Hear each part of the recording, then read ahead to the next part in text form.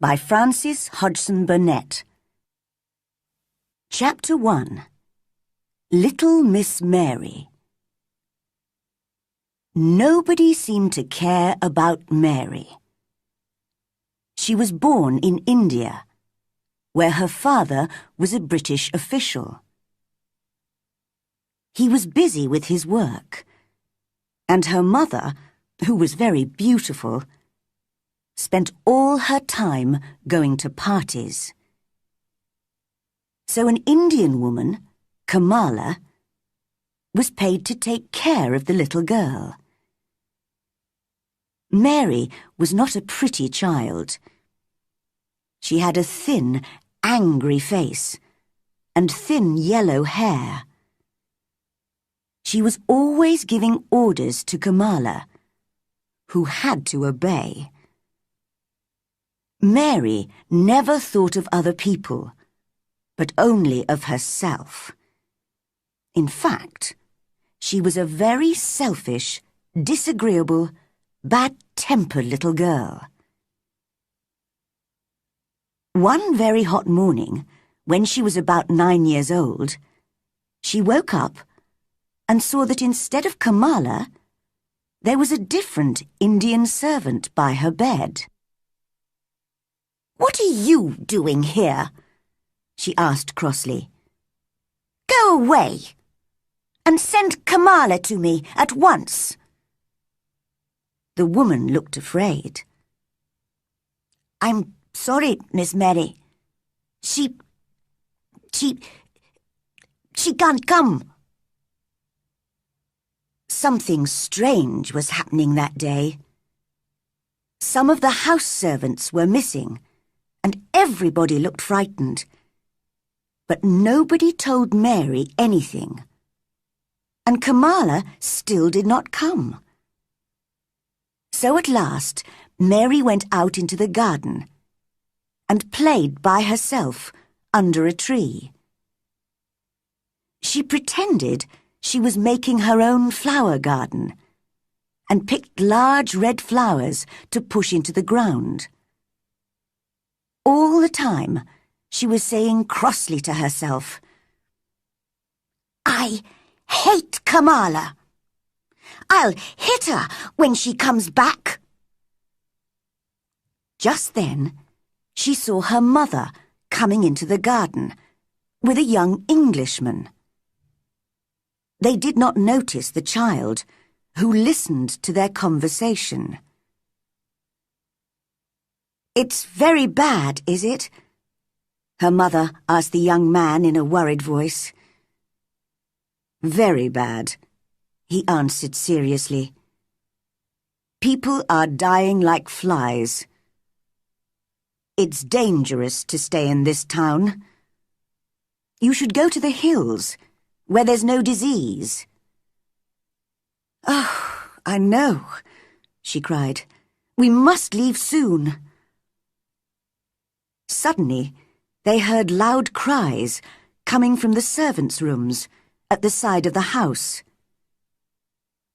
"What's happened?" cried Mary's mother wildly. "I think one of your servants has just died. You didn't tell me the disease is here, in your house." "I didn't know!" she screamed. "Quick, come with me!" And together they ran into the house. Now Mary understood what was wrong. The terrible disease had already killed many people in the town, and in all the houses people were dying. In Mary's house, it was Kamala who had just died. Later that day, 3 more servants died there. All through the night and the next day, people ran in and out of the house, shouting and crying. Nobody thought of Mary. She hid in her bedroom, frightened by the strange and terrible sounds that she heard around her. Sometimes she cried, and sometimes she slept. When she woke the next day, the house was silent. Perhaps the disease has gone, she thought, and everybody is well again. I wonder who will take care of me instead of Kamala. Why doesn't someone bring me some food?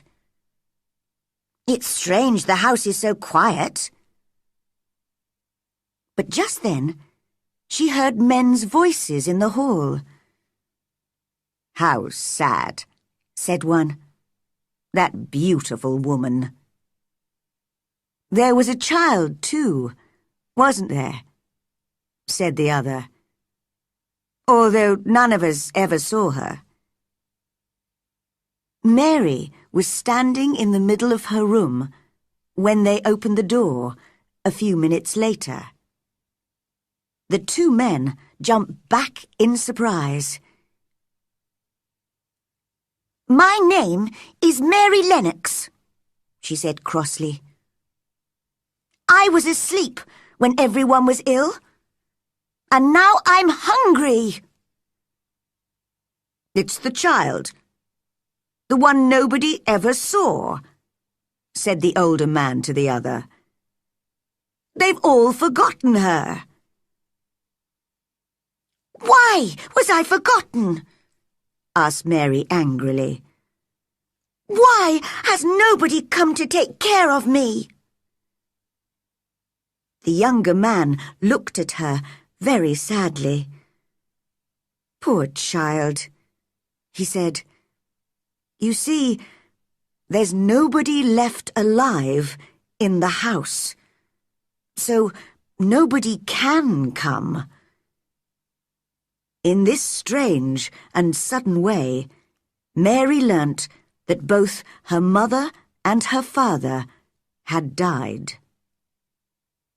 The few servants who had not died had run away in the night. No one had remembered little Miss Mary. She was all alone. Because she had never known her parents well, she did not miss them at all. She only thought of herself, as she had always done. Where will I live? She wondered. I hope I'll stay with people who let me do what I want. At first, she was taken to an English family who had known her parents. She hated their untidy house and noisy children, and preferred playing by herself in the garden. One day, she was playing her favorite game, pretending to make a garden, when one of the children, Basil, offered to help. Go away, cried Mary. I don't want your help. For a moment, Basil looked angry, and then he began to laugh. He danced round and round Mary and sang a funny little song about Miss Mary and her stupid flowers. This made Mary very cross indeed. No one had ever laughed at her so unkindly. You're going home soon, said Basil, and we're all very pleased you're leaving. I'm pleased too, replied Mary. But where's home? You're stupid if you don't know that, laughed Basil. England, of course. You're going to live with your uncle, Mr. Archibald Craven. I've never heard of him, said Mary coldly. But I know about him because I heard Father and Mother talking, said Basil. He lives in a big, lonely old house and has no friends because he's so bad-tempered. He's got a crooked back and he's horrid. I don't believe you, cried Mary. But the next day, Basil's parents explained that she was going to live with her uncle in Yorkshire, in the north of England. Mary looked bored and cross and said nothing. After the long sea journey, she was met in London by Mr. Craven's housekeeper, Mrs. Medlock. Together, they travelled north by train. Mrs. Medlock was a large woman with a very red face and bright black eyes. Mary did not like her, but that was not surprising, because she did not usually like people. Mrs. Medlock did not like Mary either. What a disagreeable child, thought the housekeeper. But perhaps I should talk to her. I can tell you a bit about your uncle, if you like, she said aloud.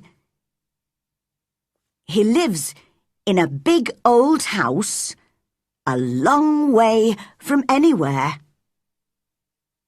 There are nearly 100 rooms, but most of them are shut and locked. There's a big park round the house, and all kinds of gardens. Well, what do you think of that? Nothing, replied Mary. It doesn't matter to me. Mrs. Medlock laughed. You're a hard little girl.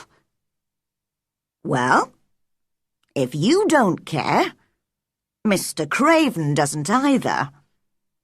He never spends time on anyone.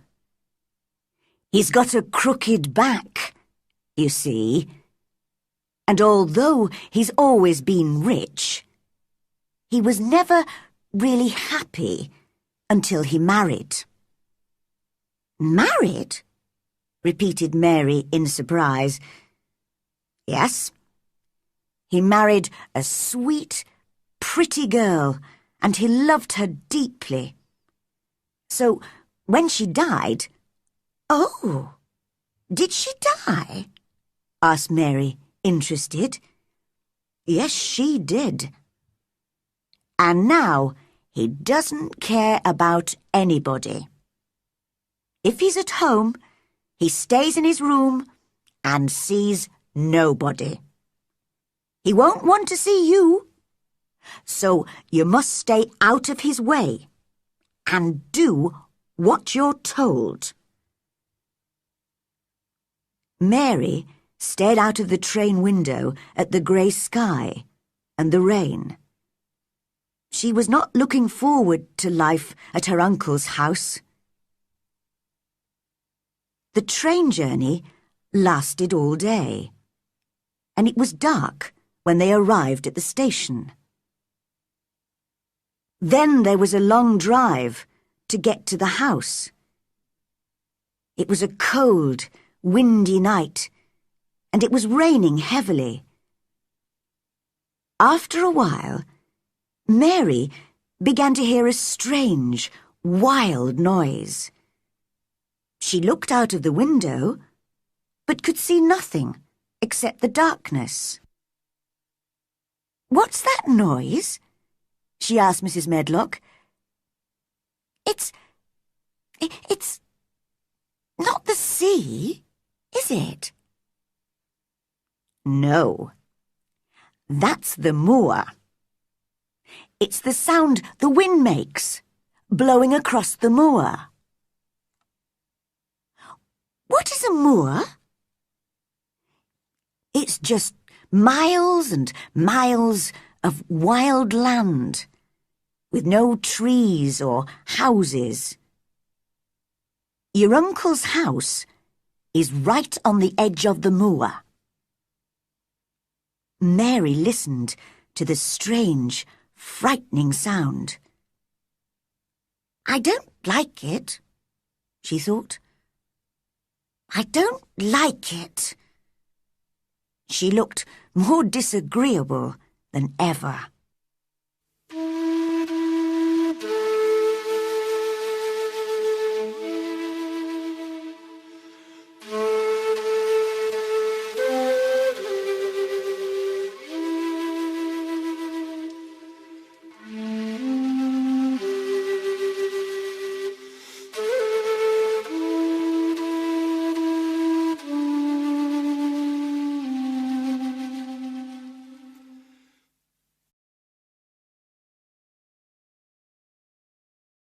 Chapter 2. Mary in Yorkshire. They arrived at a very large old house. It looked dark and unfriendly from the outside. Inside, Mary looked around the big shadowy hall and felt very small and lost. They went straight upstairs. Mary was shown to a room where there was a warm fire and food on the table. "This is your room," said Mrs. Medlock. "Go to bed when you've had some supper. And remember, you must stay in your room. Mr. Craven doesn't want you to wander all over the house." When Mary woke up the next morning, she saw a young servant girl cleaning the fireplace. The room seemed dark and rather strange, with pictures of dogs and horses and ladies on the walls. It was not a child's room at all.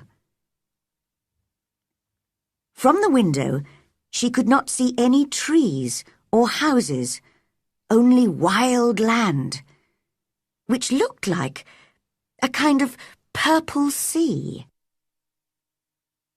"Who are you?" she asked the servant coldly.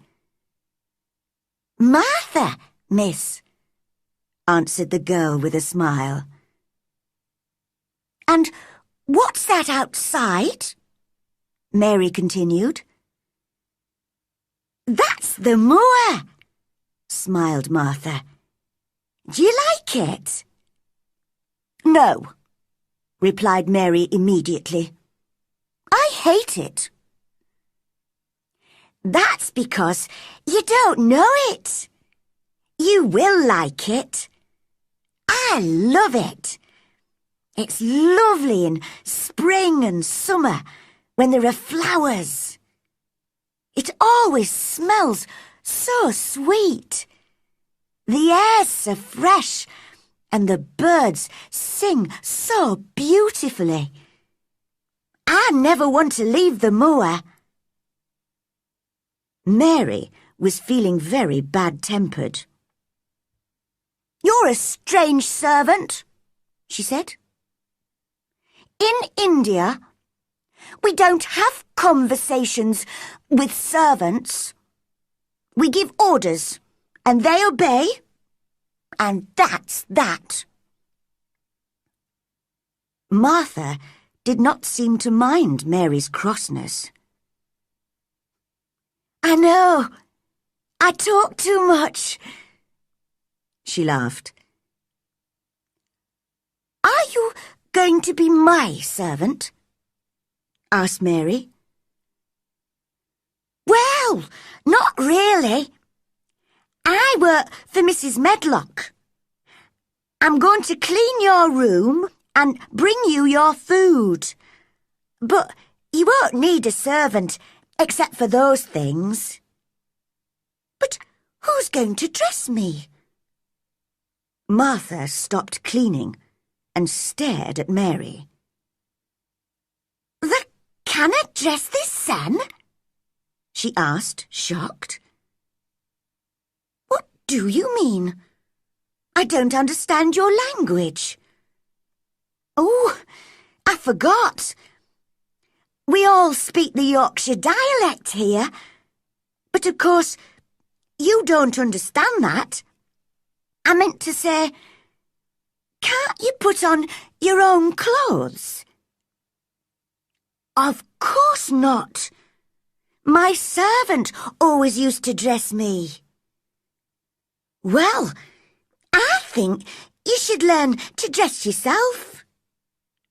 My mother always says people should be able to take care of themselves, even if they're rich and important. Little Miss Mary was furious with Martha. It's different in India, where I come from.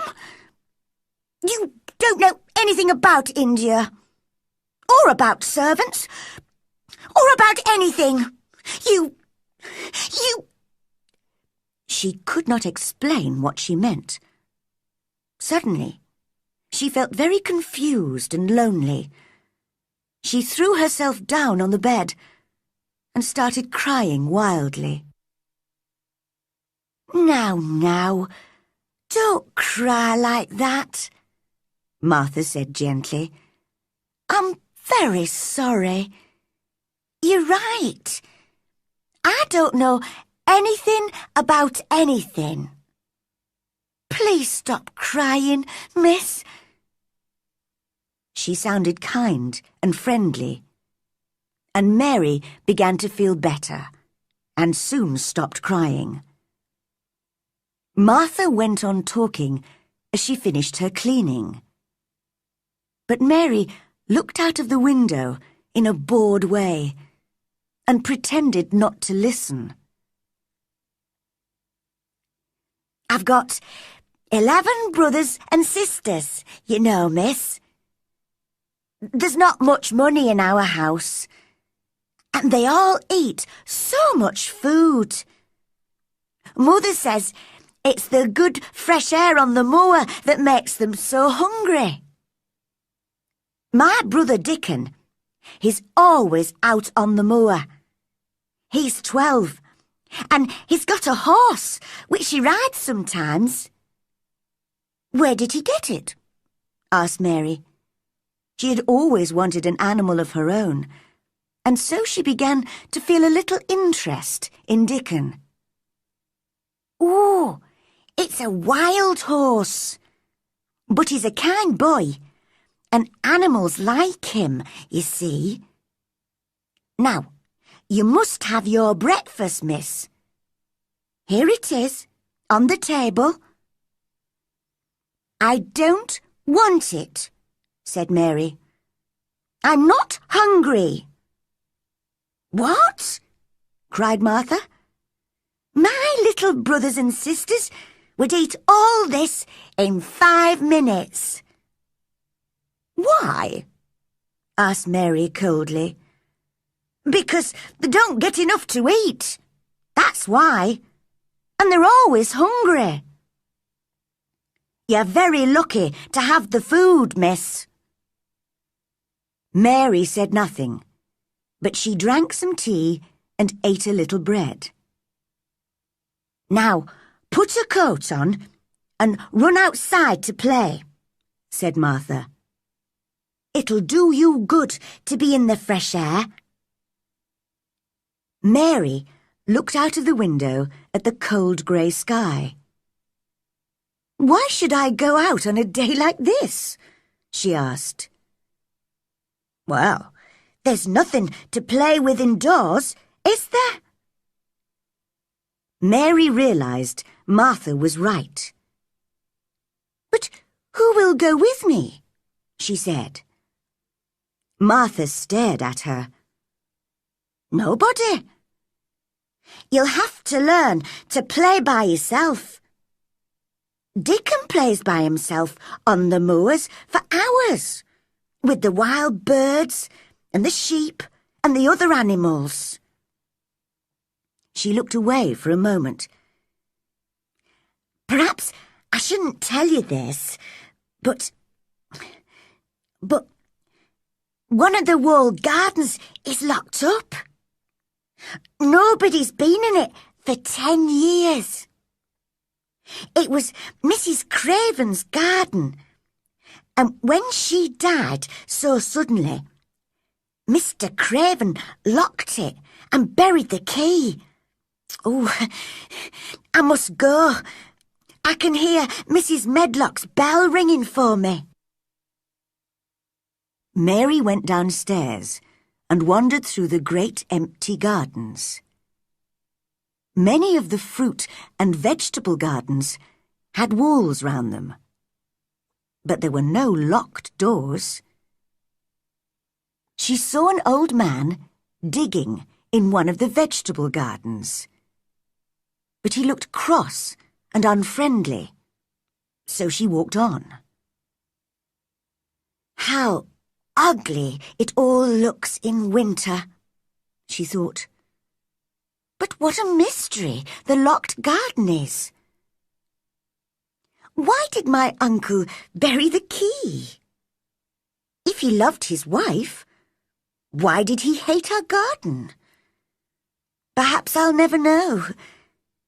I don't suppose I'll like him if I ever meet him, and he won't like me, so I won't be able to ask him.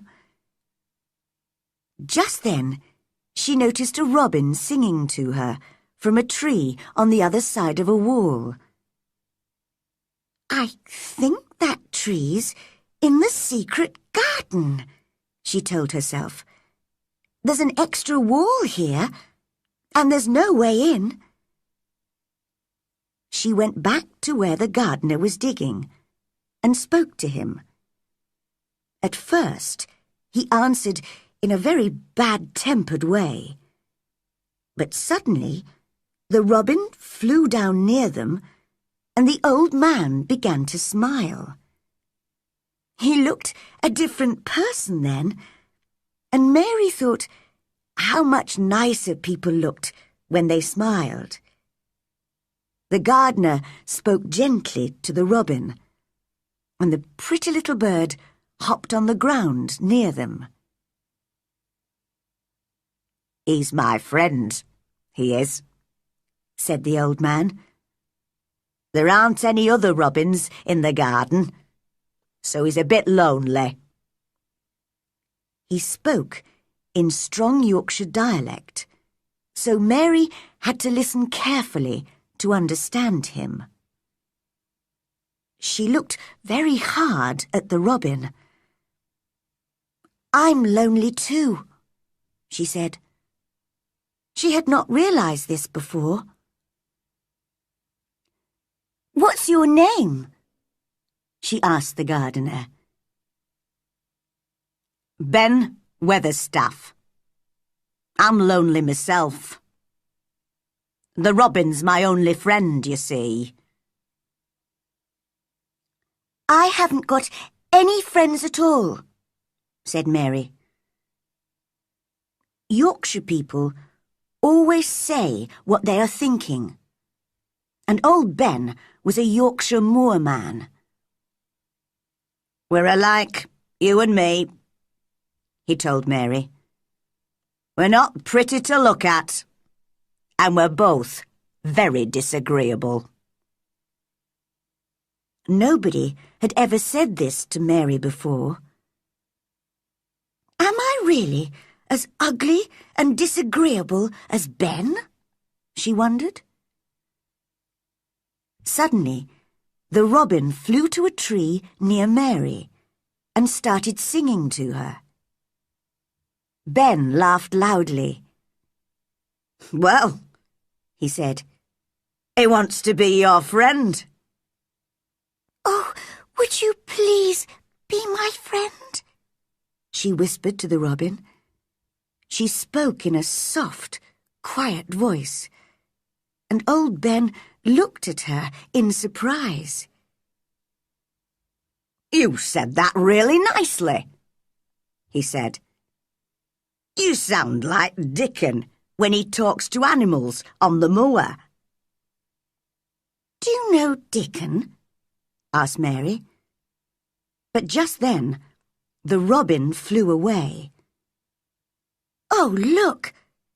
He's flown into the garden with no door.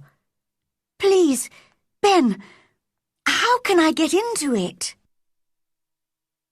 Ben stopped smiling and picked up his spade. "You can't, and that's that. It's not your business.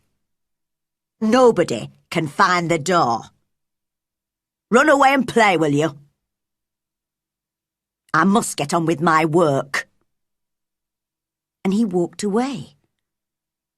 He did not even say goodbye.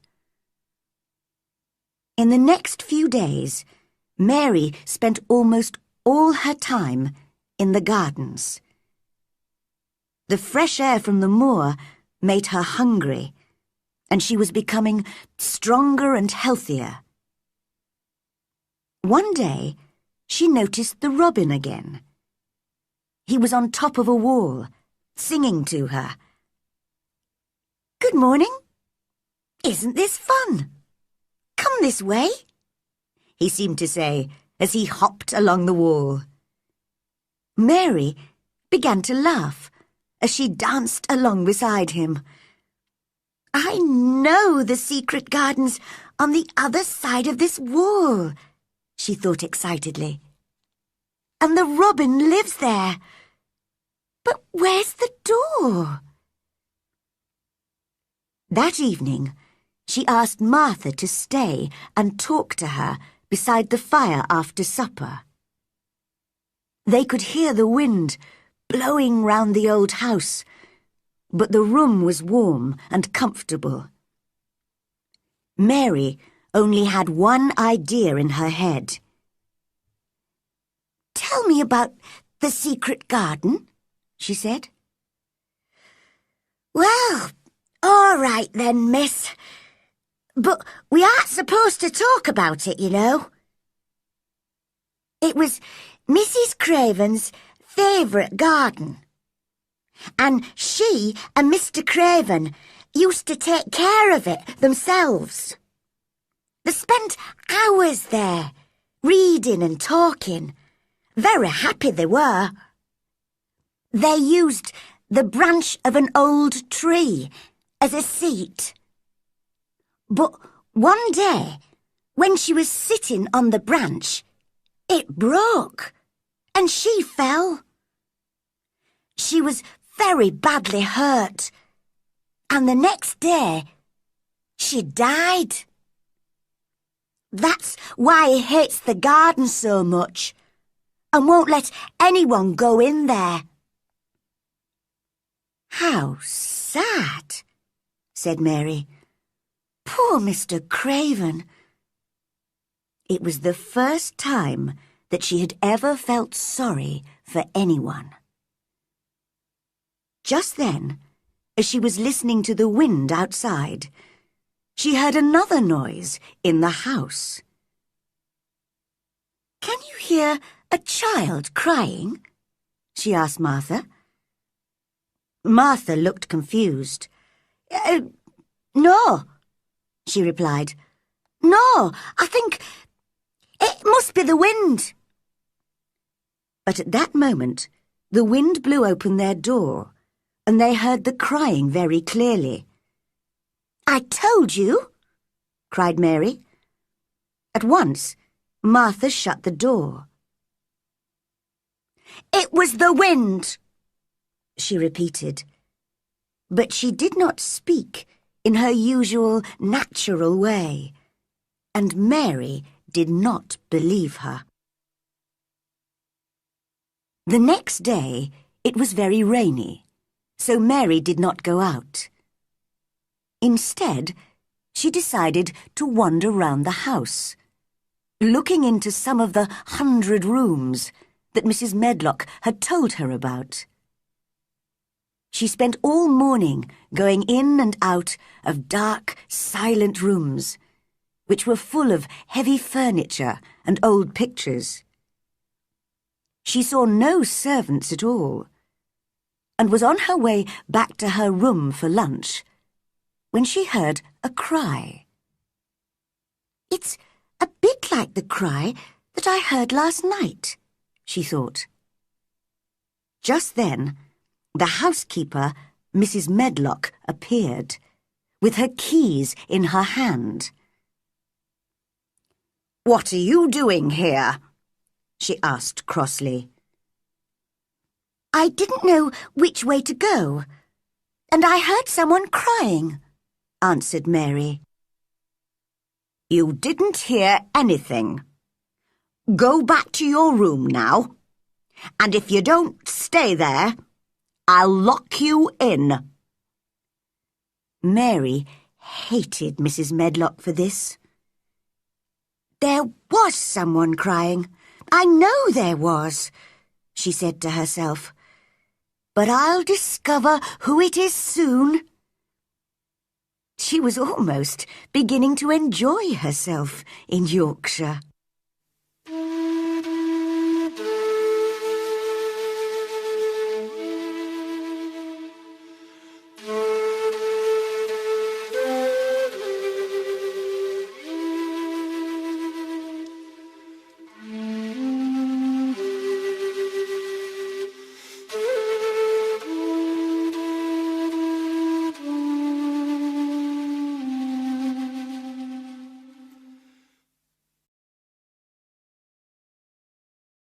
Chapter 3.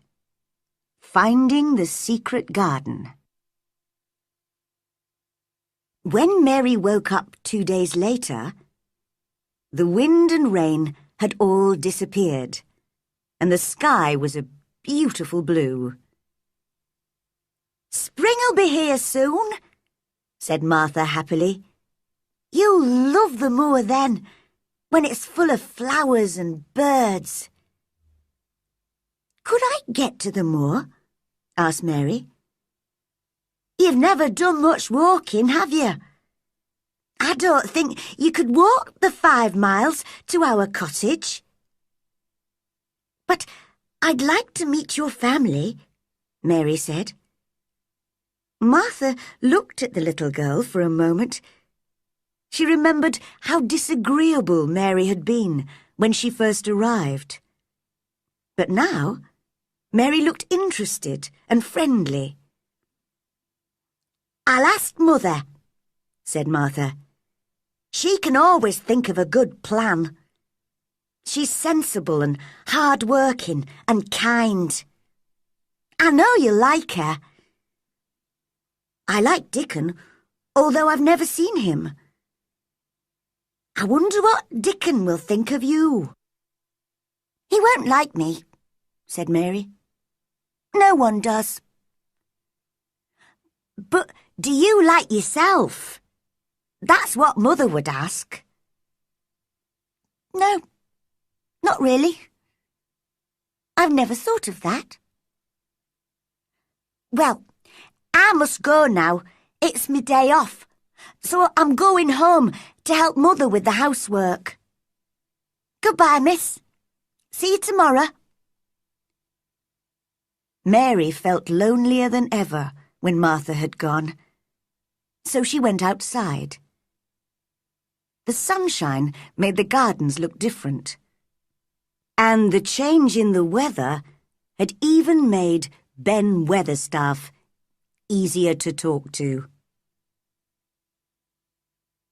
"Can you smell spring in the air?" he asked her. "Things are growing deep down in the ground. Soon you'll see little green shoots coming up. Young plants they are. You watch them." "I will," replied Mary. "Oh, there's the robin."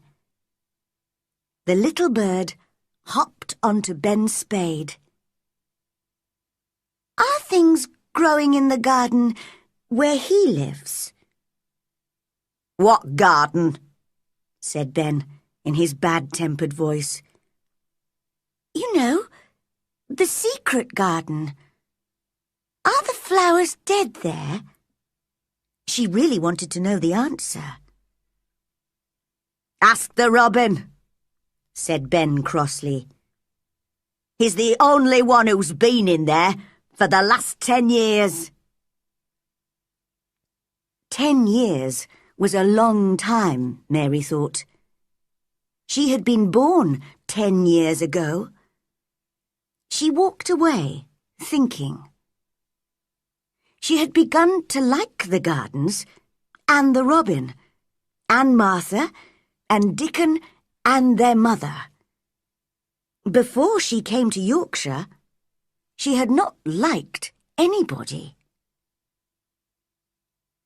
She was walking beside the long wall of the secret garden when a most wonderful thing happened.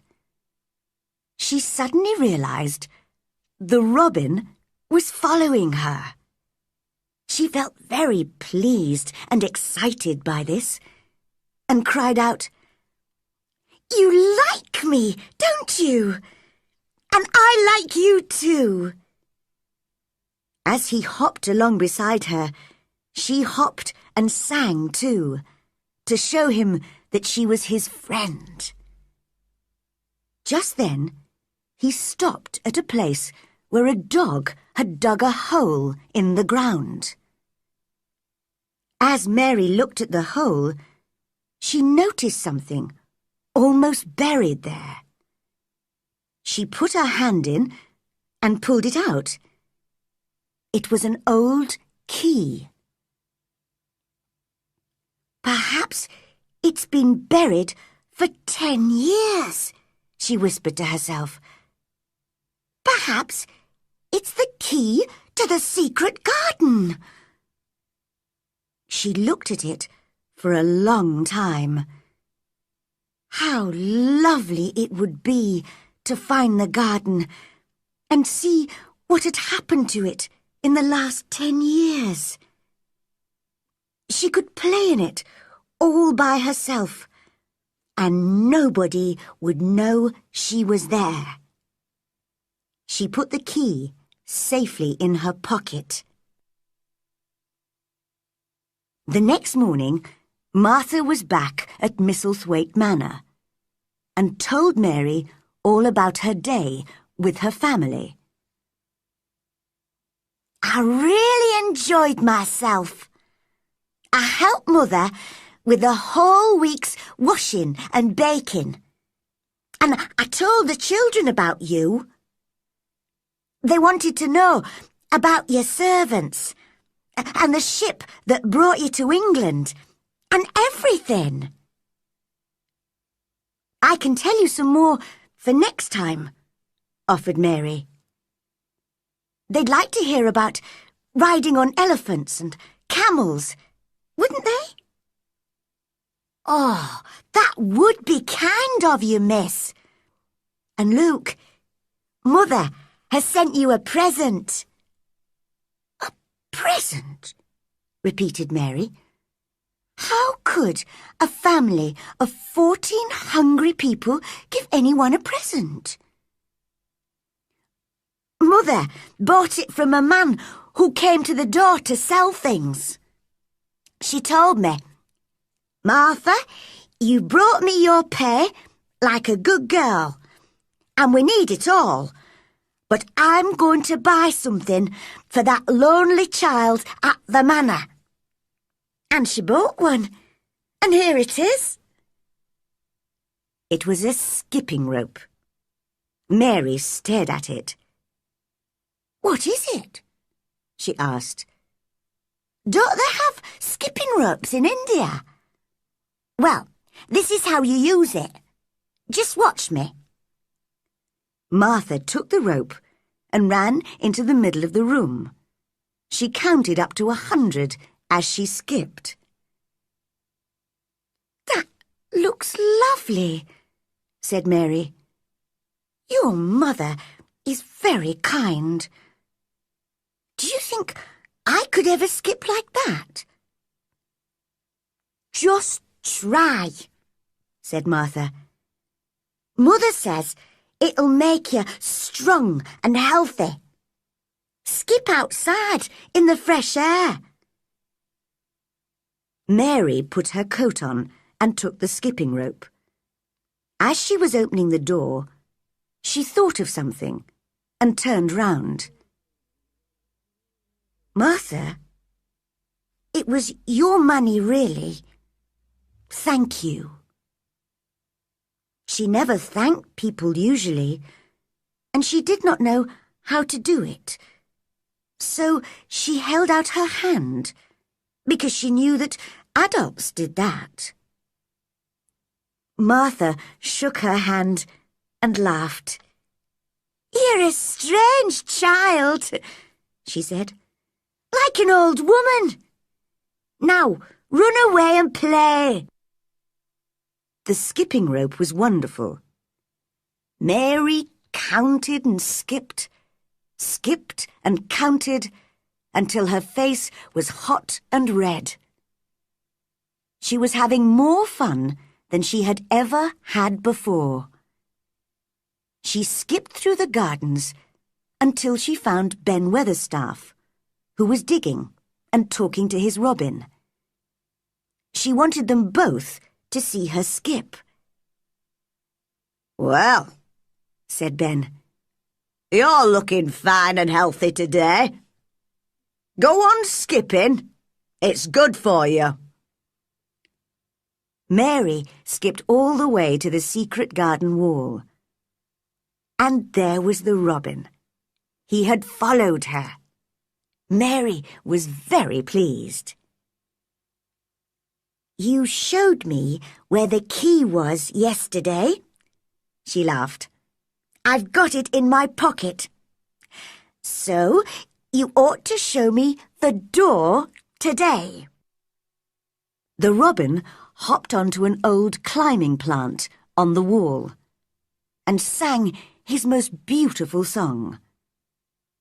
Suddenly, the wind made the plant move, and Mary saw something under the dark green leaves. The thick, heavy plant was covering a door. Mary's heart was beating fast, and her hands were shaking as she pushed the leaves away and found the keyhole. She took the key out of her pocket, and it fitted the hole. Using both hands, she managed to unlock the door. Then she turned round to see if anyone was watching. But there was no one. So she pushed the door, which opened slowly for the first time in 10 years. She walked quickly in and shut the door behind her. At last, she was inside the secret garden. It was the loveliest, most exciting place she had ever seen. There were old rose trees everywhere, and the walls were covered with climbing roses. She looked carefully at the grey branches. Were the roses still alive? Ben would know. She hoped they weren't all dead. But she was inside the wonderful garden in a world of her own. It seemed very strange and silent, but she did not feel lonely at all. Then she noticed some small green shoots coming up through the grass. So something was growing in the garden after all. When she found a lot more shoots in different places, she decided they needed more air and light. so she began to pull out the thick grass around them. She worked away, clearing the ground for 2 or 3 hours, and had to take her coat off because she got so hot.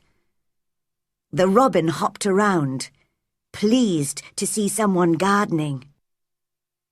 She almost forgot about lunch. And when she arrived back in her room, she was very hungry and ate twice as much as usual. "Martha," she said as she was eating, "I've been thinking. This is a big, lonely house, and there isn't much for me to do.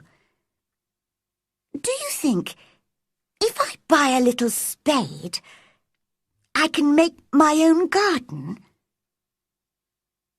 "That's just what Mother said," replied Martha. "You'd enjoy digging and watching plants growing. Dickon can get you a spade and some seeds to plant, if you like." "Oh, thank you, Martha. I've got some money that Mrs. Medlock gave me. Will you write and ask Dickon to buy them for me?" "I will. And he'll bring them to you himself." "Oh, then I'll see him." Mary looked very excited. Then she remembered something. "I heard that cry in the house again, Martha. It wasn't the wind this time. I've heard it 3 times now. Who is it?" Martha looked uncomfortable. "You mustn't go wandering around the house, you know. Mr. Craven wouldn't like it. Now, I must go and help the others downstairs. I'll see you at tea time." As the door closed behind Martha, Mary thought to herself, "This really is the strangest house that anyone ever lived in."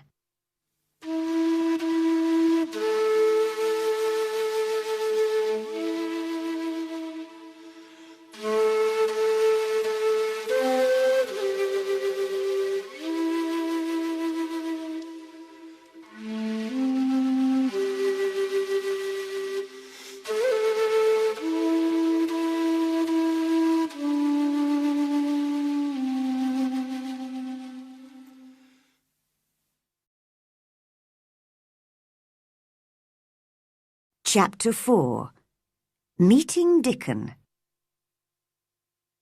Mary spent nearly a week working in the secret garden. Each day, she found new shoots coming out of the ground. Soon, there would be flowers everywhere, thousands of them. It was an exciting game to her. When she was inside those beautiful old walls, no one knew where she was. During that week, she became more friendly with Ben, who was often digging in one of the vegetable gardens. "What are your favourite flowers, Ben?" she asked him one day. "Roses. I used to work for a young lady who loved roses, you see, and she had a lot in her garden. That was 10 years ago, but she died. Very sad it was." "What happened to the roses?" asked Mary. "They were left there, in the garden." "If rose branches look dry and grey, are they still alive?" asked Mary. It was so important to know. "In the spring, they'll show green shoots, and then—" "But why are you so interested in roses?" he asked. Mary's face went red. "I just wanted to pretend I've got a garden. I haven't got anyone to play with." "Well, that's true," said Ben. He seemed to feel sorry for her. Mary decided she liked old Ben, although he was sometimes bad-tempered.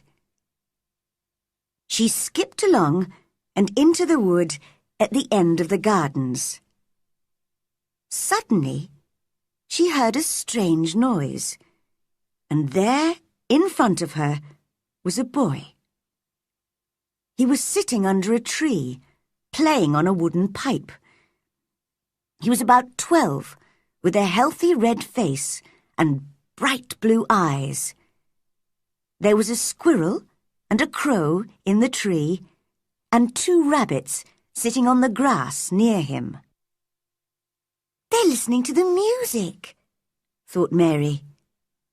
"I mustn't frighten them." She stood very still. The boy stopped playing. "That's right," he said.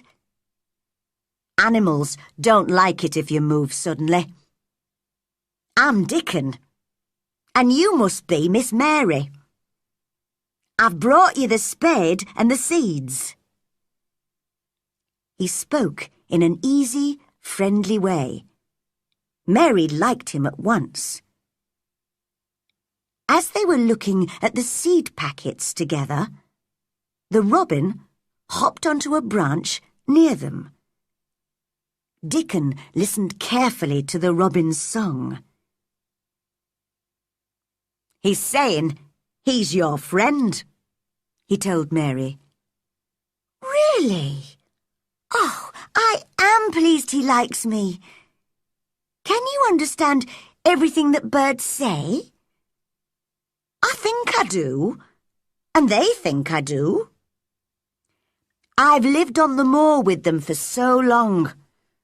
Sometimes I think I am a bird or an animal, not a boy at all." His smile was the widest she had ever seen. He explained how to plant the seeds. Suddenly, he said, "I can help you plant them. Where's your garden?" Mary went red, then white. She had never thought of this. What was she going to say? "Could you keep a secret? It's a great secret. If anyone discovers it, I'll die."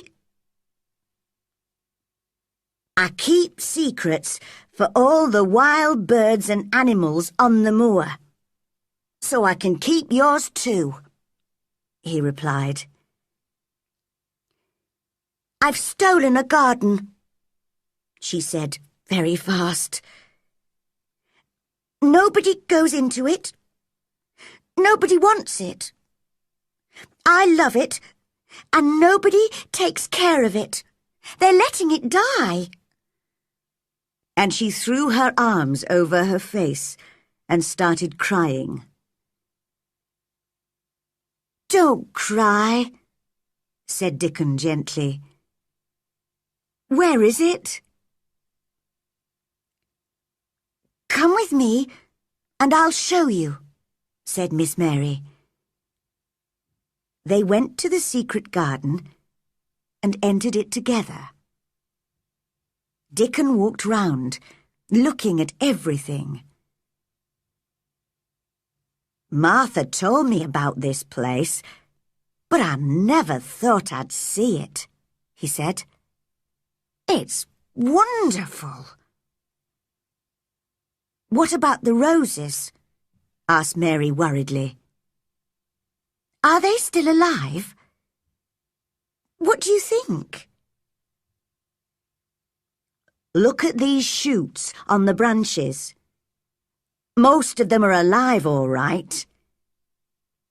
He took out his knife and cut away some of the dead wood from the rose trees. Mary showed him the work she had done in the garden. and they talked as they cut and cleared. "Dickon," said Mary suddenly, "I like you. I never thought I'd like as many as 5 people."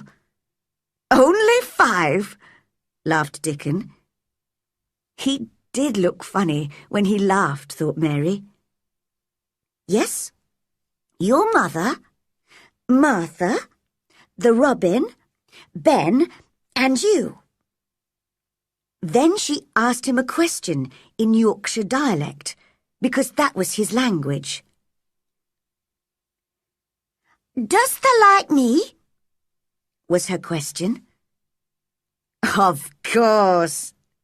I likes thee wonderful," replied Dickon, a big smile on his round face.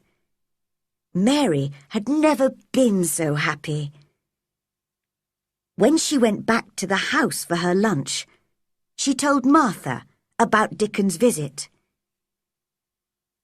"I've got news for you too," said Martha. "Mr. Craven's come home and wants to see you.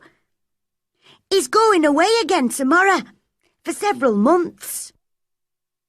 "Oh," said Mary, that was good news. She would have all summer in the secret garden before he came back. But she must be careful. He mustn't guess her secret now. Just then, Mrs. Medlock arrived, in her best black dress, to take Mary down to Mr. Craven's room. Mary's uncle had black hair with some white in it, and high, crooked shoulders. His face was not ugly, but very sad. During their conversation, he watched her in a worried way. Perhaps he was thinking of other things at the same time. He looked at the thin child. "Are you well?" he asked. Mary tried to keep her voice calm as she replied, "I'm getting stronger and healthier." "What do you want to do in this big, empty house?" I just want to play outside. I enjoy that." "Yes. Martha's mother, Susan Sowerby, spoke to me the other day.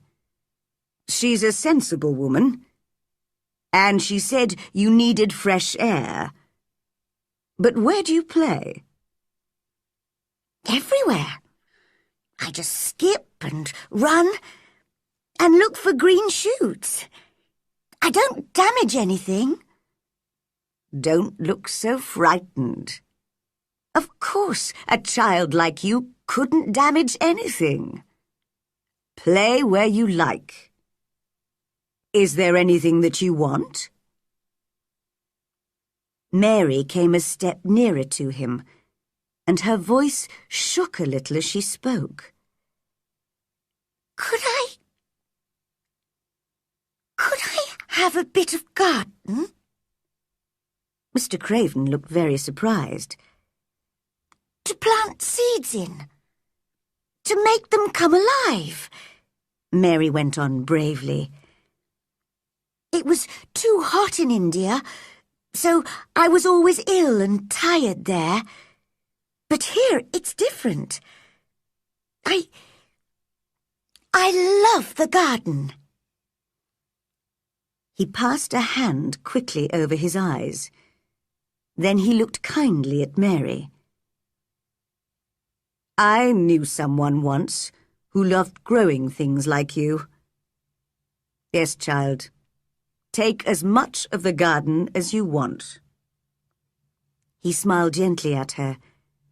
"Now leave me. I'm very tired." Mary ran all the way back to her room. "Martha!" she shouted. "Mr. Craven's really a nice man. but he looks very unhappy. He said I can have my own garden. She was planning to work in the garden with Dickon every day to make it beautiful for the summer.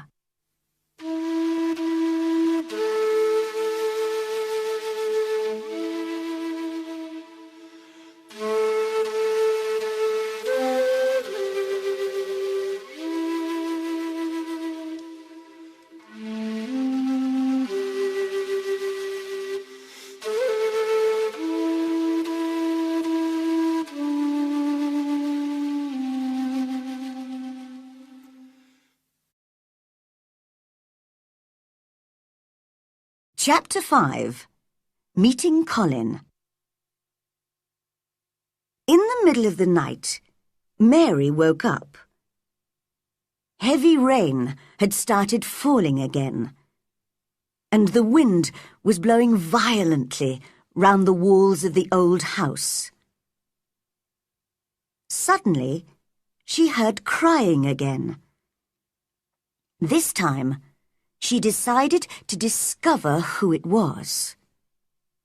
She left her room and in the darkness followed the crying sound, round corners and through doors, up and down stairs, to the other side of the big house.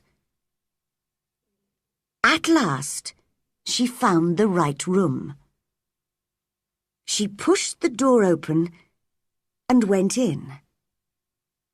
It was a big room with beautiful old furniture and pictures.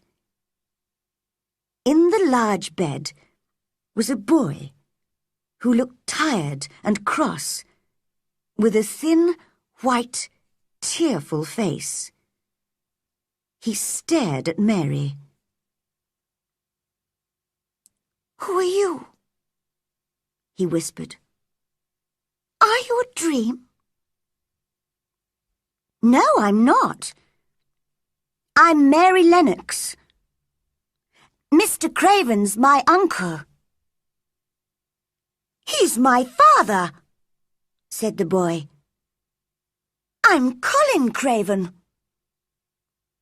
"No one ever told me he had a son," said Mary, very surprised.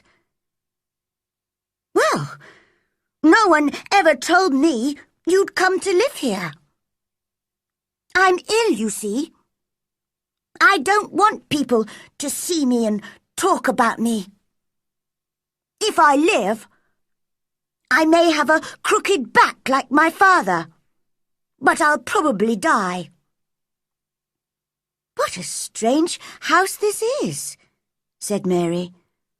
"So many secrets. Does your father come and see you often?" "Not often. He doesn't like seeing me because it makes him remember my mother. She died when I was born, so he almost hates me, I think." "Why do you say you're going to die?" asked Mary. "I've always been ill.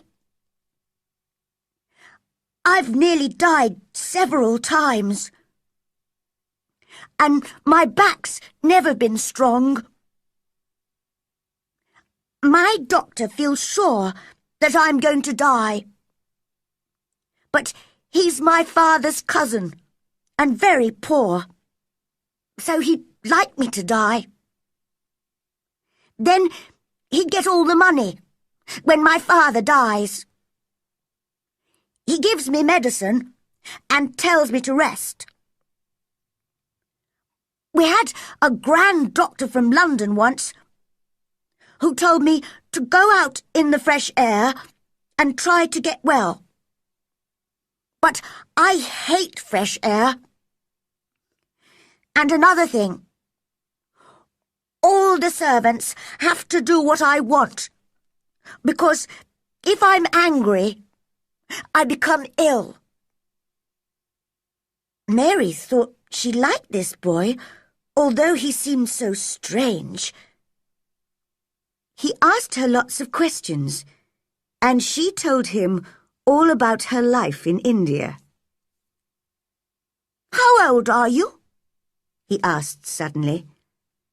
"I'm 10, and so are you," replied Mary, forgetting to be careful, because when you were born, the garden door was locked, and the key was buried. And I know that was 10 years ago. Colin sat up in bed and looked very interested. "What door? Who locked it? Where's the key? I want to see it. I'll make the servants tell me where it is. They'll take me there, and you can come too." "Oh, please don't! Don't do that!" cried Mary. Colin stared at her. "Don't you want to see it?" "Yes, but if you make them open the door, it will never be a secret again. You see, if only we know about it, if we can find the key, we can go and play there every day. We can help the garden come alive again. And no one will know about it except us." "I see," said Colin slowly. "Yes, I'd like that. It'll be our secret. I've never had a secret before." "And perhaps," added Mary cleverly, "we can find a boy to push you in your wheelchair if you can't walk. And we can go there together without any other people. You'll feel better outside. I know I do." "I'd like that," he said dreamily. "I think I'd like fresh air in a secret garden." Then Mary told him about the moor, and Dickon, and Ben Weatherstaff, and the robin. And Colin listened to it all with great interest. He began to smile and look much happier. "I like having you here," he said. "You must come and see me every day. But I'm tired now. I'll sing you a song. My servant Kamala used to do that in India," said Mary. And very soon Colin was asleep. The next afternoon, Mary visited Colin again, and he seemed very pleased to see her. He had sent his nurse away and had told nobody about Mary's visit. Mary had not told anybody either. They read some of his books together and told each other stories. They were enjoying themselves and laughing loudly when suddenly the door opened. Dr. Craven and Mrs. Medlock came in. They almost fell over in surprise. "What's happening here?" asked Dr. Craven. Colin sat up straight. To Mary, he looked just like an Indian prince. "This is my cousin, Mary Lennox," he said calmly. "I like her. She must visit me often." "Oh, I'm sorry, sir," said poor Mrs. Medlock to the doctor. "I don't know how she discovered him. I told the servants to keep it a secret." "Don't be stupid, Medlock," said the Indian prince coldly.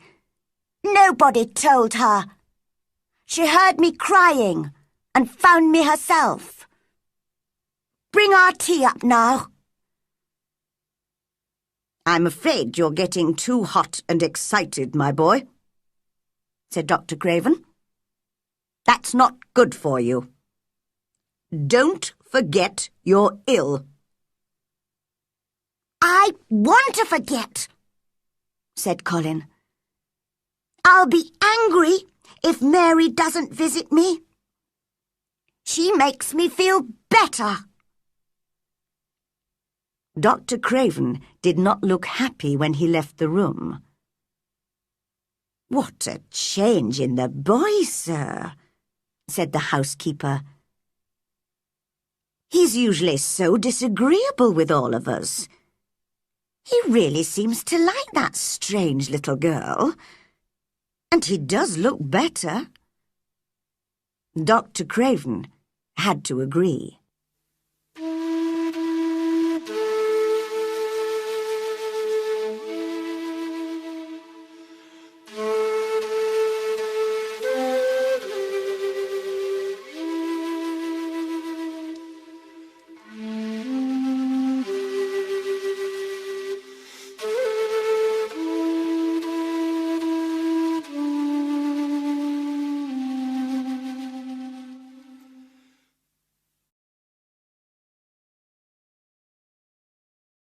Chapter 6.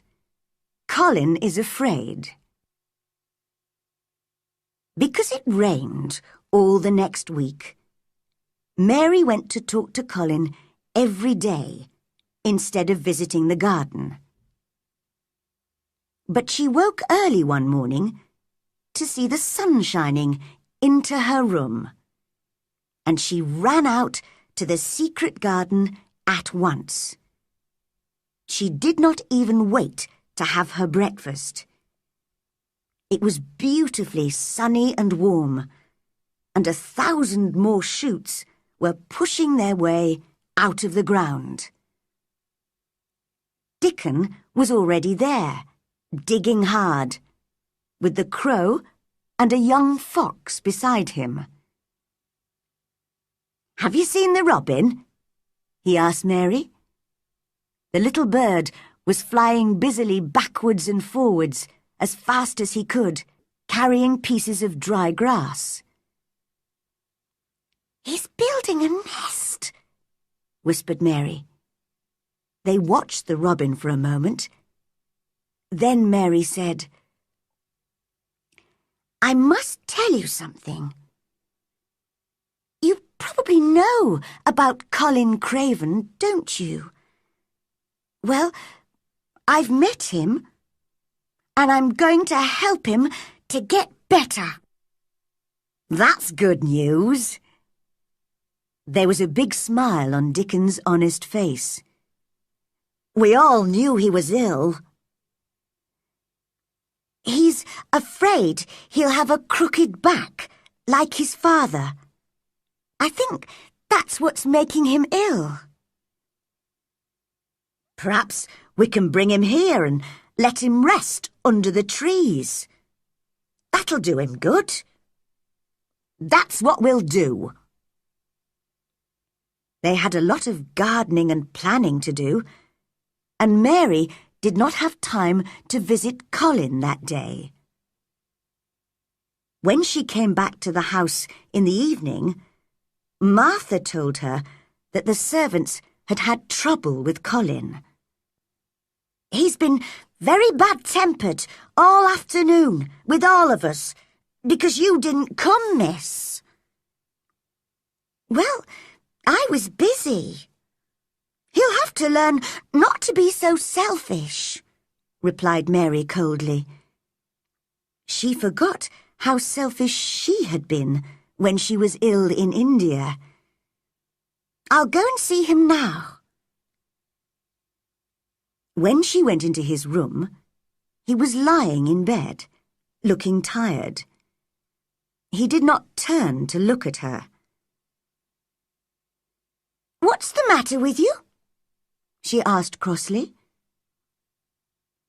"My back aches, and my head hurts. Why didn't you come this afternoon? I was working in the garden with Dickon.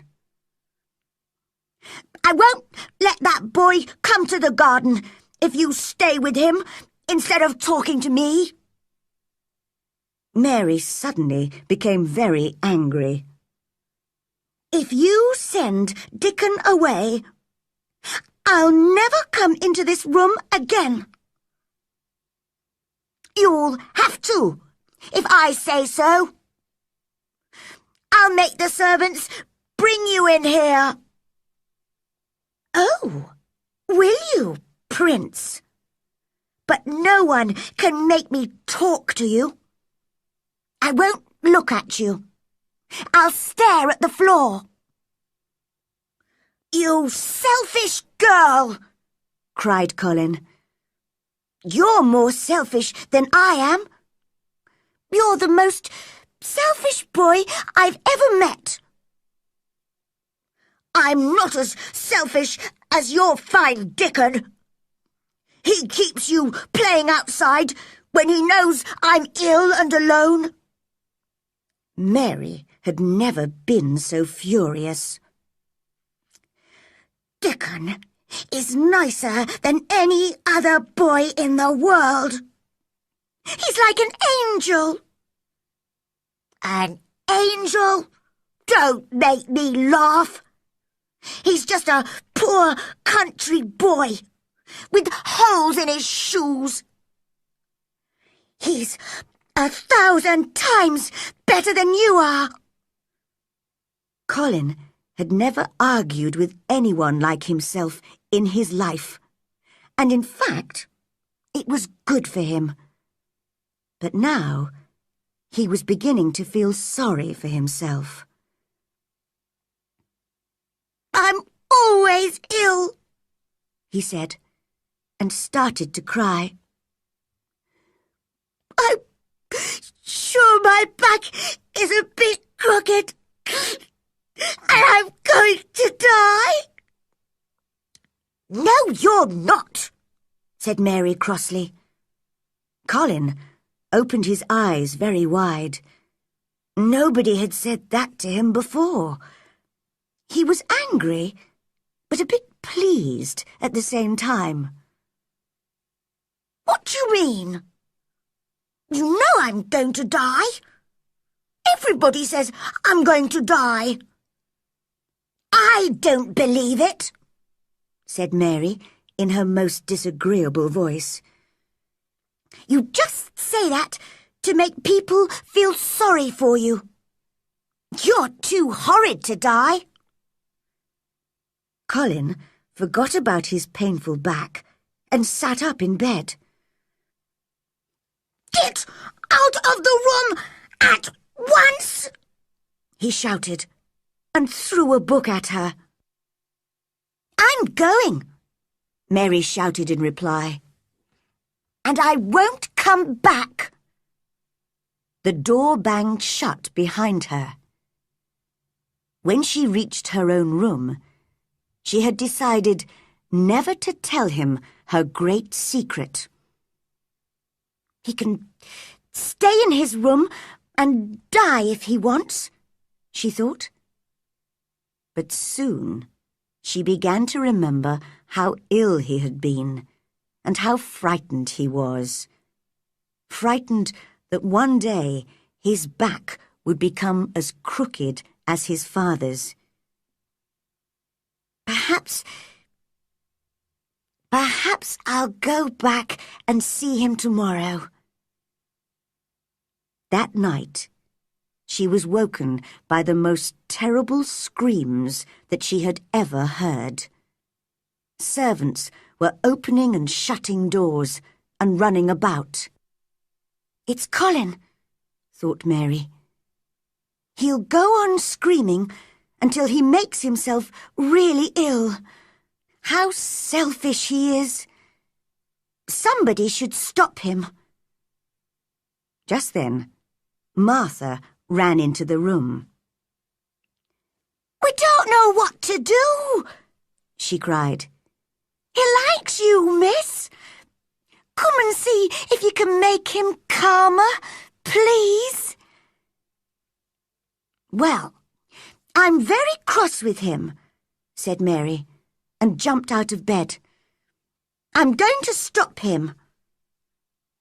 That's right, said Martha. He needs someone like you to argue with. It'll give him something new to think about. Mary ran into Colin's room, right up to his bed. Stop screaming, she shouted furiously. Stop at once! I hate you! Everybody hates you! You'll die if you go on screaming like this. And I hope you will. The screams stopped immediately. This was the first time that anyone had spoken so angrily to Colin, and he was shocked. But he went on crying quietly to himself. My back's becoming crooked. I can feel it. I know I'm going to die. Large tears ran down his face. Don't be stupid, cried Mary. There's nothing the matter with your horrid back. Martha, come here and help me look at his back. Martha and Mrs. Medlock were standing at the door, staring at Mary, their mouths half open. They both looked very frightened. Martha came forward to help, and Miss Mary looked carefully at Colin's thin white back, up and down. Her face was serious and angry at the same time. The room was very quiet. There's nothing wrong with your back, she said at last. Nothing at all. It's as straight as mine. Only Colin knew how important those crossly spoken, childish words were. All his life he had been afraid to ask about his back, and his terrible fear had made him ill. Now an angry little girl told him his back was straight, and he believed her. He was no longer afraid. They were both calmer now. He gave Mary his hand. I think, I'm almost sure I will live. If we can go out in the garden together sometimes. I'm very tired now. Will you stay with me until I go to sleep? The servants went out very quietly. I'll tell you all about the secret garden, whispered Mary. I think it's full of roses and beautiful flowers. Birds like making their nests there because it's so quiet and safe. And perhaps our robin... But Colin was already asleep. The next day, Mary met Dickon as usual in the secret garden and told him about Colin.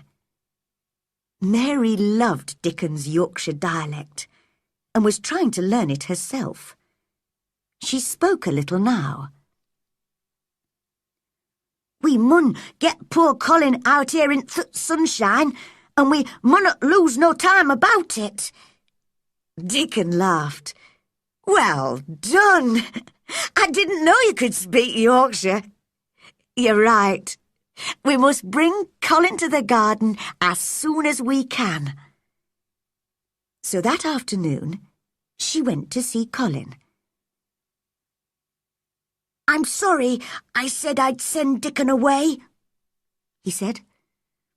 I hated you when you said he was like an angel. Well, he's a funny kind of angel, but he understands wild animals better than anyone. Suddenly, Mary knew that this was the right moment to tell him. She caught hold of his hands. "Colin, this is important. Can you keep a secret?" "Yes! Yes!" he whispered excitedly. "What is it?" "We found the door into the secret garden." "Oh, Mary! Will I live long enough to see it?" "Of course you will. Don't be stupid," said Mary crossly. But it was a very natural thing to say, and they both laughed. Colin told Mrs. Medlock and the doctor that he wanted to go out in his wheelchair. At first, the doctor was worried the boy would get too tired. But when he heard that Dickon would push the wheelchair, he agreed. "Dickon's a sensible boy," he told Colin, "but don't forget—" "I've told you. I want to forget that I'm ill," said Colin in his prince's voice. "Don't you understand? It's because my cousin makes me forget that I feel better when I'm with her."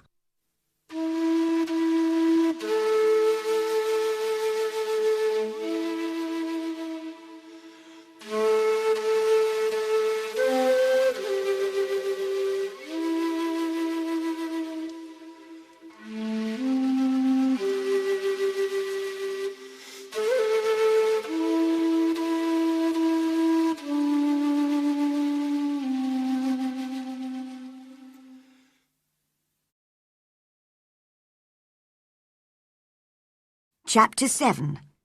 Colin and the Garden. Of course, it was most important that no one should see Colin, Mary, or Dickon entering the secret garden. So Colin gave orders to the gardeners that they must all keep away from that part of the garden in future. The next afternoon, Colin was carried downstairs by a manservant and put in his wheelchair outside the front door. Dickon arrived with his crow, 2 squirrels and the fox and started pushing the wheelchair gently away from the house and into the gardens. Mary walked beside the chair. Spring had really arrived now, and it seemed very exciting to Colin, who had lived indoors for so long. He smelt the warm air from the moor and watched the little white clouds in the blue sky. In a very short time, he heard Mary say, "This is where I found the key. And this is the door. And this is the secret garden." Colin covered his eyes with his hands until he was inside the 4 high walls, and the door was shut again. Then he looked round at the roses climbing the old red walls, the pink and white flowers on the fruit trees, and the birds and the butterflies everywhere. The sun warmed his face, and he suddenly knew he felt different. "Mary! Dickon!" he cried. "I'm going to get better.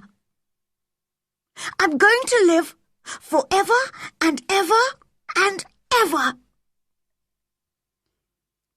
As Dickon pushed the wheelchair all round the garden, he told Colin the names of all the plants.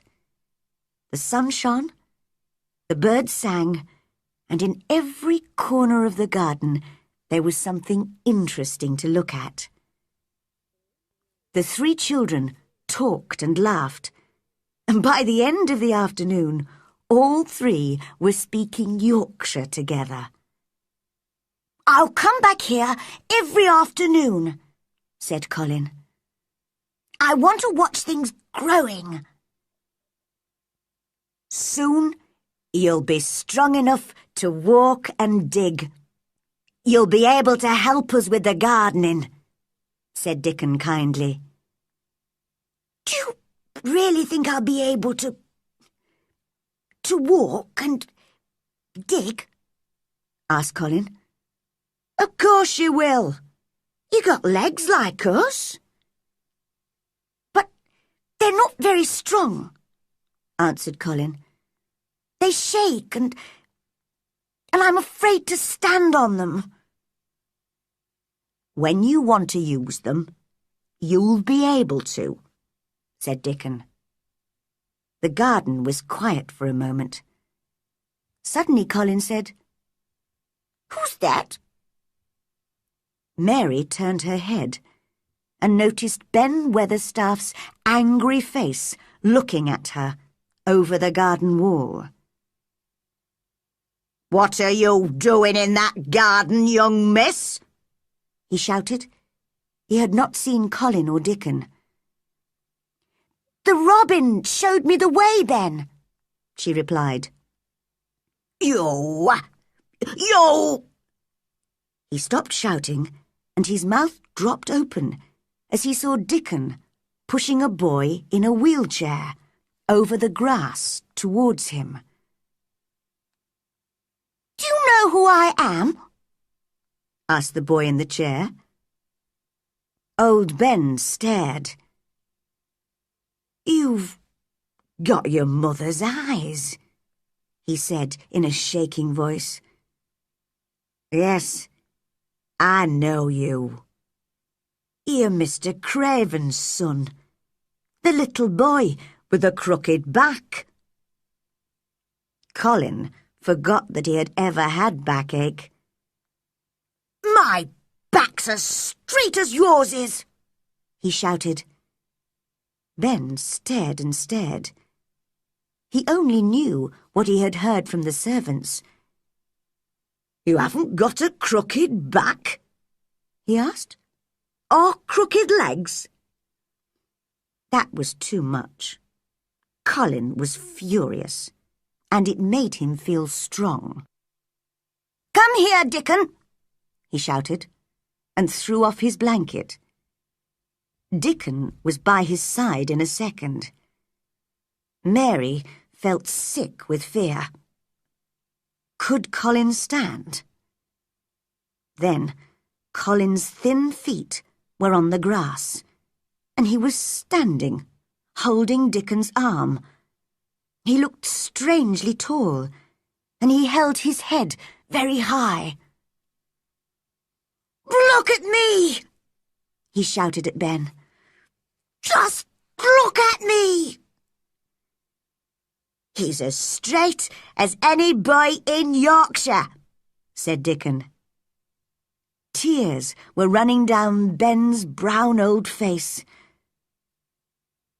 "They said you were going to die," he whispered. "Well, you can see that's not true," said Colin.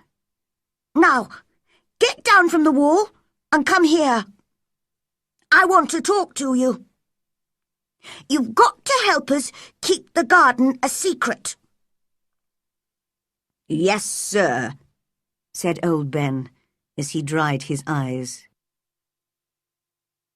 That was the first of many beautiful afternoons in the secret garden. Colin was brought there by Dickon and Mary nearly every day, and he saw all the changes that happened there during the spring and early summer. Ben Weatherstaff, now in the secret, joined them as often as he could. One day, Colin spoke to all of them. "Listen, everybody. I think there's something like magic that makes gardens grow and things happen. Perhaps if I believe in it, the magic will make me strong. Let's all sit down in a circle and ask the magic to work. So they all sat on the grass in a circle. Dickon with his crow, his fox, and the 2 squirrels, Mary, Colin, and Ben. Colin repeated these words several times. The sun's shining. That's the magic. Being strong. That's the magic. Magic, help me. Magic, help me. At last, Colin stopped. Now, I'm going to walk round the garden, he said, and took Dickon's arm. Slowly, he walked from one wall to another, followed closely by Mary and Ben. And when he had walked all the way round, he said, You see, I can walk now. The magic worked. It's wonderful, cried Mary. Your father will think he's dreaming when he sees you. I won't tell him yet. I'm going to keep it a secret from everybody. I'll come to the garden and walk and run a little more every day until I'm as healthy as any other boy. Then, when my father comes home, I'll walk up to him and say, Here I am, Father. You see, I'm not going to die. Now began a difficult time for Colin and Mary.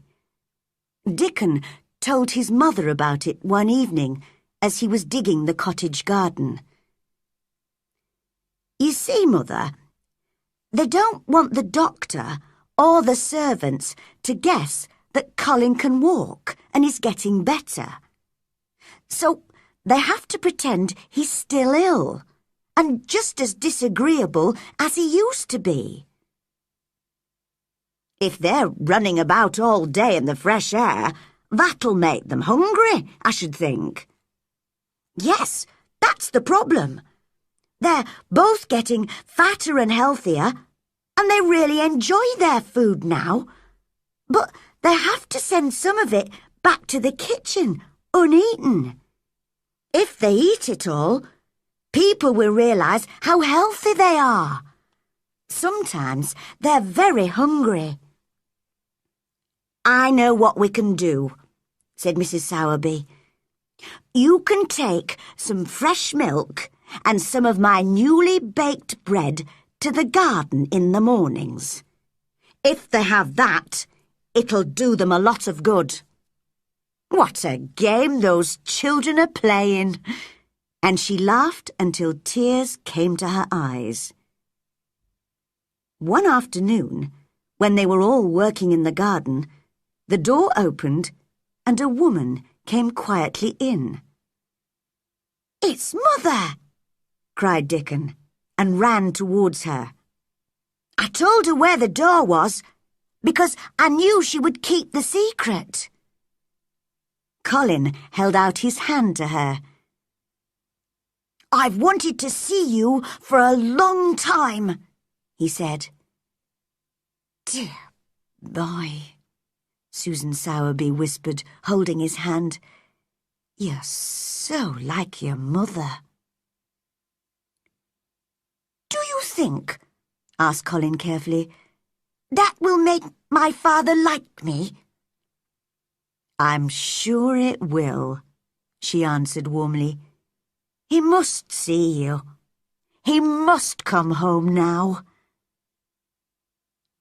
You see how healthy the boy is, Susan? asked old Ben. Look how strong and straight his legs are now. Yes, she laughed. Playing and working outside and eating good Yorkshire food has made him strong. And Miss Mary too," she added, turning to Mary. "Mrs. Medlock heard that your mother was a pretty woman. You'll soon be as pretty as she was." "Do you believe in magic?" Colin asked her. "I do," she answered. "But everybody gives it a different name. It makes the sun shine and the seeds grow, and it has made you healthy." She sat down on the grass and stayed for a while, talking and laughing with the children in the quiet, sunny garden. When she stood up to leave, Colin suddenly put out a hand to her. "I wish you were my mother," he whispered. Mrs. Sowerby put her arms round him and held him to her. "Dear boy, you're as close to your mother as you could be, here in her garden. And your father'll come back soon."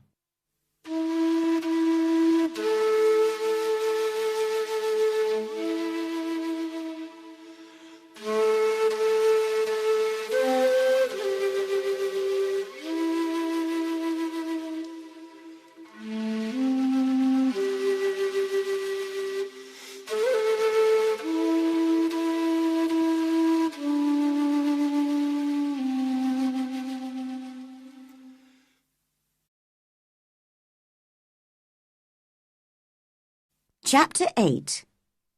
Mr. Craven Comes Home. While the secret garden was returning to life, a man with high, crooked shoulders was wandering round the most beautiful places in Europe. For 10 years, he had lived this lonely life, his heart full of sadness and his head full of dark dreams. Everywhere he went, he carried his unhappiness with him, like a black cloud. Other travellers thought he was half mad, or a man who could not forget some terrible crime. His name was Archibald Craven. But one day, as he sat by a mountain stream, he actually looked at a flower, and for the first time in 10 years, he realized how beautiful something living could be. The valley seemed very quiet as he sat there, staring at the flower. He felt strangely calm. "What is happening to me?" he whispered. "I feel different. I almost feel I'm alive again." At that moment, hundreds of miles away in Yorkshire, Colin was seeing the secret garden for the first time and saying, "I'm going to live for ever and ever and ever." But Mr. Craven did not know this. That night, in his hotel room, he slept better than usual. As the weeks passed, he even began to think a little about his home and his son. One evening in late summer, as he was sitting quietly beside a lake, he felt the strange calmness again. He fell asleep and had a dream that seemed very real. He heard a voice calling him. It was sweet and clear and happy.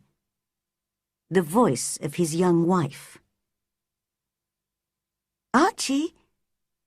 Archie! Archie!" "My dear." He jumped up. "Where are you?" "In the garden," called the beautiful voice. And then the dream ended. In the morning, when he woke, he remembered the dream. "She says she's in the garden," he thought. but the door's locked and the key's buried. That morning, he received a letter from Susan Sowerby. In it, she asked him to come home, but she did not give a reason. Mr. Craven thought of his dream and decided to return to England immediately. On the long journey back to Yorkshire, he was thinking about Colin. I wonder how he is. I wanted to forget him because he makes me think of his mother. He lived and she died. But perhaps I've been wrong. Susan Sowerby says I should go home. So perhaps she thinks I can help him. When he arrived home, he found the housekeeper very confused about Colin's health. "He's very strange, sir," said Mrs. Medlock. "He looks better, it's true, but some days he eats nothing at all, and other days he eats just like a healthy boy. He used to scream even at the idea of fresh air, but now he spends all his time outside in his wheelchair with Miss Mary and Dickon Sowerby. He's in the garden at the moment." "In the garden?" repeated Mr. Craven. Those were the words of the dream. He hurried out of the house and towards the place which he had not visited for so long. He found the door with a climbing plant over it and stood outside, listening for a moment. "Surely I can hear voices inside the garden," he thought. "Aren't there children whispering, laughing, running in there? Or am I going mad?" And then the moment came when the children could not stay quiet. There was wild laughing and shouting, and the door was thrown open. A boy ran out. A tall, healthy, handsome boy, straight into the man's arms. Mr. Craven stared into the boy's laughing eyes. Who? He cried. Colin had not planned to meet his father like this. But perhaps this was the best way, to come running out with his cousin and his friend. "Father," he said, "I'm Colin. You can't believe it. I can't believe it myself. It was the garden, and Mary and Dickon, and the magic that made me well. We've kept it a secret up to now. Aren't you happy, Father? I'm going to live for ever and ever and ever." Mr. Craven put his hands on the boy's shoulders. For a moment he could not speak. "Take me into the garden, my boy," he said at last, "and tell me all about it." And in the secret garden, where the roses were at their best, and the butterflies were flying from flower to flower in the summer sunshine, they told Colin's father their story. Sometimes he laughed, and sometimes he cried, but most of the time he just looked, unbelieving, into the handsome face of the son that he had almost forgotten. "Now," said Colin at the end, "it isn't a secret any more. I'll never use the wheelchair again. I'm going to walk back with you, Father, to the house. And so, that afternoon, Mrs. Medlock, Martha, and the other servants had the greatest shock of their lives. Through the gardens, towards the house, came Mr. Craven, looking happier than they had ever seen him. And by his side, with his shoulders straight, his head held high, and a smile on his lips, walked young Colin.